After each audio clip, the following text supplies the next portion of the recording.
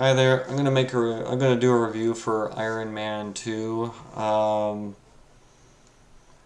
This movie is a curious second installment of the Iron Man franchise. Obviously, it's not too bad. It's got its quips, and obviously, it's it's it's a different kind of movie than the first one. First movie was a happy-go-lucky movie about Iron Man, whereas this movie gets a little bit dark and dreary because Tony Stark's undergoing demons. This movie came out in 2010. Stars largely the same cast: Robert Downey Jr., Gwyneth Paltrow. They do change it up though because the actor who was supposed to play Rhodes, James Rhodes, got changed to Don Cheadle this time. I think there was a contract dispute. I forget what happened with that. I think he wanted more screen time, and they cut the other guy off. But nonetheless, Don Cheadle now replaces the previous guy. You also have Samuel Jackson in a big way in this movie because now suddenly he has a role. There's a whole bunch of people in this movie that are different. Scarlett Johansson is playing Natalie Rushman. Basically, you'll find out more about her. But what can you say? This movie is different than the first movie in the fact that it deals with a totally different problem.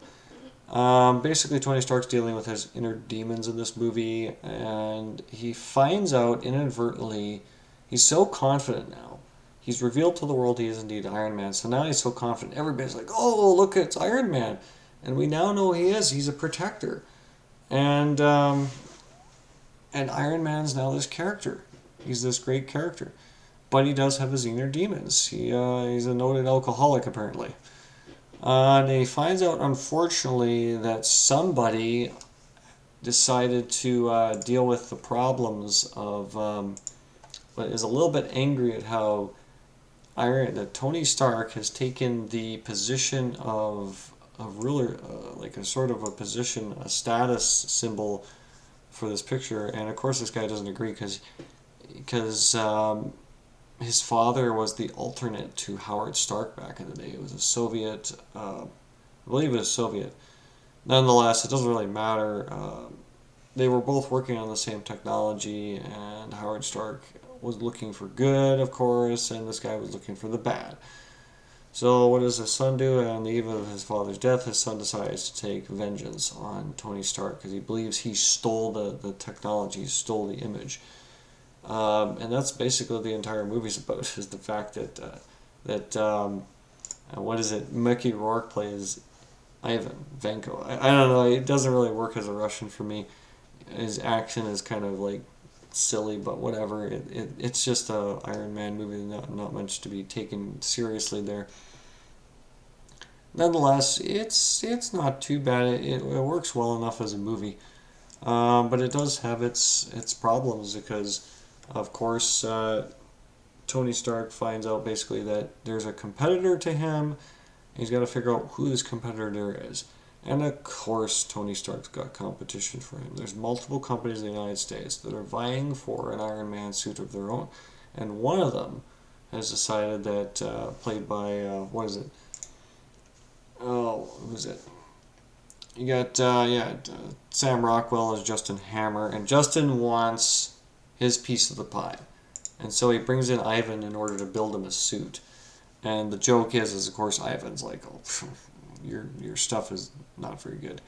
And of course, this is the joke because Justin Hammer's technology is not really his technology. He didn't really develop it. Tony Stark has, developed all this technology, but Justin Hammer did not develop any of his.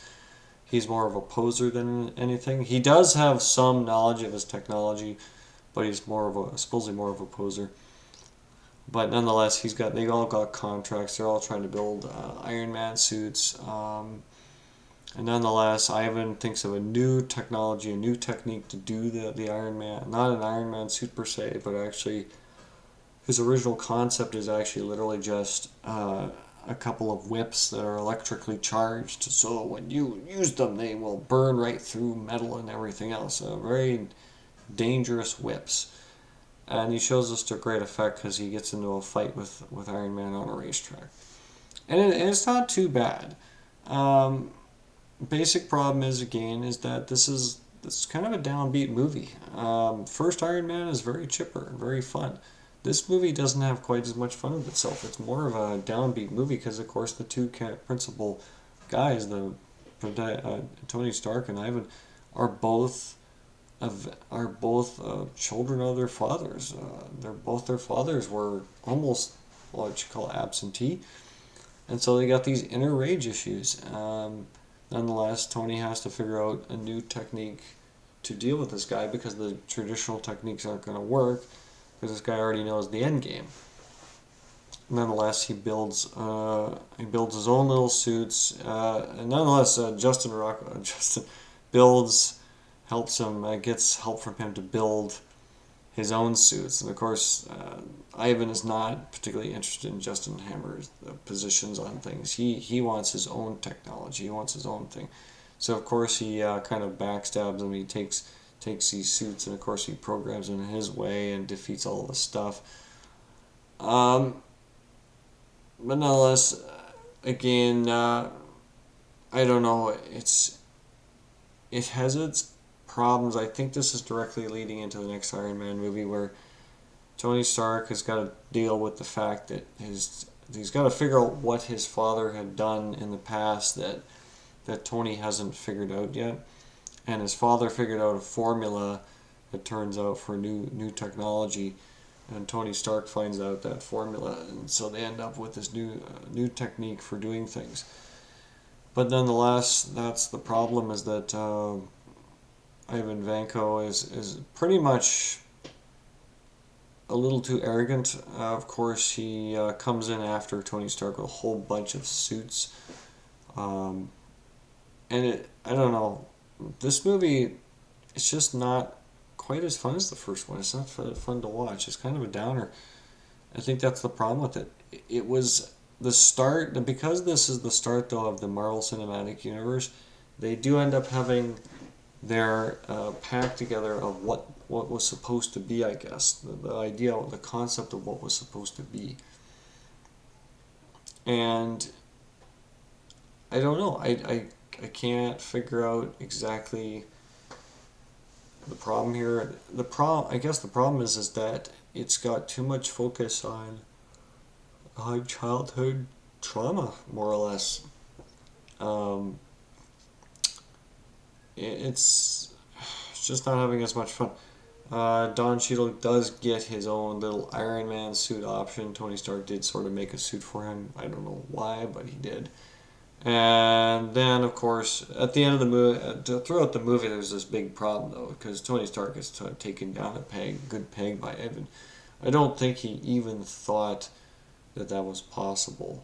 But nonetheless, the guy knows kind of all of his weaknesses. He also knows that Tony Stark's arc reactor in his chest is going to kill him inevitably because it's got palladium or whatever in it that's poisoning him, and he knows he's going to eventually have major problems.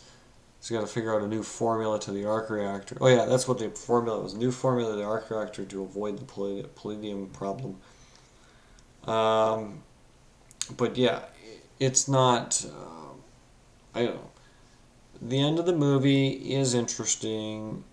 Of course, Iron Man figures out a way to win, and of course, Pepper Potts gets put into danger zone by Vanko, and it's all right, but it's just not.